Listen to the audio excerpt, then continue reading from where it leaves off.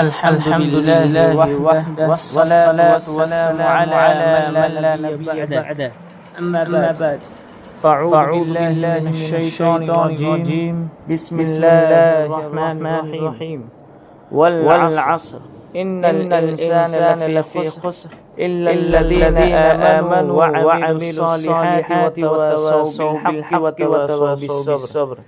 قسم ہے زمانے کی، بے شک انسان نقصان میں ہے سوائے ان لوگوں کے جو ایمان لائے، نیک اعمال کیے، ایک دوسرے کو حق کی نصیحت کی اور صبر کی تلقین کی۔ یہ آیات وقت کی قدر و قیمت کو نہایت مؤثر انداز میں بیان کرتی ہیں۔ اللہ تعالیٰ نے عصر یعنی وقت یا زمانے کی قسم کھا کر انسان کو متنبہ فرمایا کہ اگر وقت کی قدر نہ کی جائے اور ایمان، نیک اعمال، حق اور صبر کی راہ اختیار نہ کی جائے تو انسان یقینی طور پر خسارے میں ہے۔ عن ابن عباس رضی اللہ عنہما قال النبی صلی اللہ علیہ وسلم نعمتان مغبون فیہما کثیر من الناس الصحة والفراغ۔ ابن عباس رضی اللہ عنہ سے روایت ہے کہ نبی کریم صلی اللہ علیہ وسلم نے فرمایا دو نعمتیں ایسی ہیں جن میں بہت سے لوگ نقصان میں ہیں، صحت اور فراغت یعنی فارغ وقت۔ یہ حدیث ہمیں یہ سکھاتی ہے کہ وقت ایک قیمتی نعمت ہے جسے ضائع کرنا بہت بڑا نقصان ہے۔ انسان کو چاہیے کہ صحت اور وقت کو اللہ کی رضا کے کاموں میں استعمال کرے۔ وقت ایک ایسی چیز ہے جس کو کوئی باشعور انسان سمجھتا ہے۔ یہ ایک ایسا اثاثہ ہے جسے ہم واپس نہیں کر سکتے۔ وقت کی قدر و قیمت ایک ایسا موضوع ہے جسے ہمیں اپنی زندگی میں ہمیشہ ذہن میں رکھنا چاہیے۔ وقت ہی ایک ایسی چیز ہے جس کی قدر انسان کو ایسی بلند دیتی ہے کہ جب وہ اس دنیا سے رخصت ہوتا ہے پھر بھی تا قیامت کی شان باقی رہتی ہے۔ انفرادی اور اجتماعی دونوں حیثیت میں انسان کا حقیقی سرمایہ وقت ہے۔ وقت صرف سونا ہی نہیں جیسا کہ مشہور ہیں بلکہ امر واقعی یہ ہے کہ یہ ان چیزوں سے بہت زیادہ قیمتی شے ہیں۔ ہر کامیاب اور ناکام انسان کی آخری فریاد یہی ہوتی ہے کہ بقول میر حسن صدا عیش دورہ دکھاتا نہیں، صدا عیش دورہ دکھاتا نہیں، گیا وقت پھر ہاتھ آتا نہیں۔ امام شافعی کا قول نفس کا ان شغلتها بالحق وإلا شغلت بالباطل۔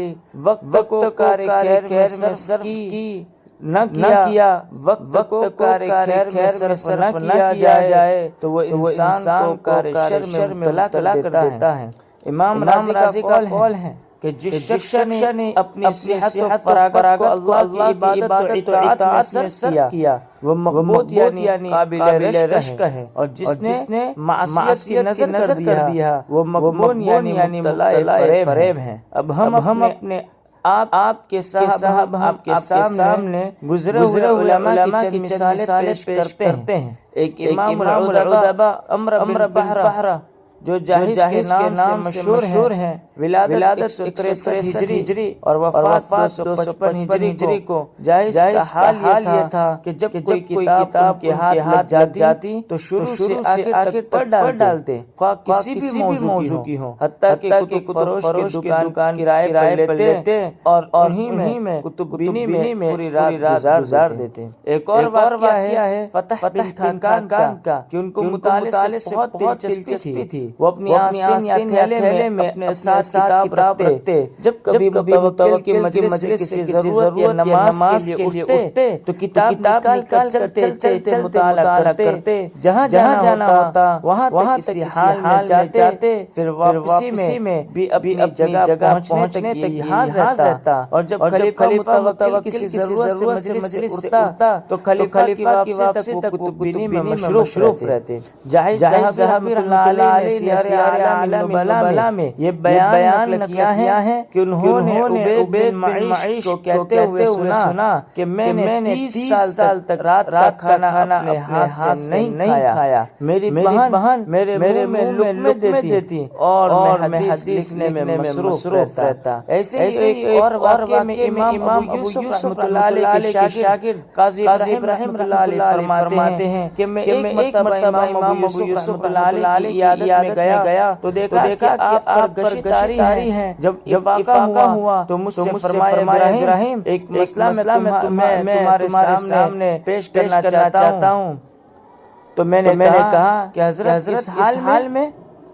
تو حضرت فرمایا کوئی حرج نہیں، آؤ ذرا غور کر لیں، شاید اس سے کسی کو فائدہ پہنچ جائے۔ پھر فرمایا ابراہیم بتاؤ مناسک حج جمرات کی رمی پیادہ افضل ہیں یا سوار ہو کر؟ میں نے عرض کیا سوار ہو کر۔ فرمایا غلط کہتے ہو۔ میں نے عرض کیا پیادہ۔ فرمایا یہ بھی غلط ہے۔ میں نے عرض کیا حضرت والا فرمایا کرے کہ جس حضرت والا فرمایا کہ جس رمی کے بعد کوئی اور رمی کرنی ہو اس کا پیدل کرنا افضل ہے، اور جس کے بعد کوئی اور رمی نہ ہو اسے سوار ہو کرنا افضل ہے۔ اس کے بعد میں وہاں سے اٹھ چلا اور دروازے تک پہنچا تھا کہ مجھے ان کے گھر سے رونے کی آواز معلوم ہوئی کہ امام صاحب مالک کے حق سے جا ملے ہیں۔ ان کے مالک کے حق کے پاس جانے کا وقت ہے، لیکن وہ اپنے وقت کو بھی لوگوں کے فائدے کے لیے خرچ کر رہے ہیں۔ پریشانی کا حال ہے، لیکن ان کا حال دیکھتے ہیں تو پتہ چلتا ہے کہ کیا ان کے وہاں وقت کی قدر تھی اور آج ہمارے یہاں کیسی قدر ہے۔ اللہ تعالی ہم سب کو وقت کی قدر و قیمت کو صحیح طور پر سمجھنے کی توفیق عطا فرمائے۔ السلام علیکم ورحمۃ اللہ وبرکاتہ۔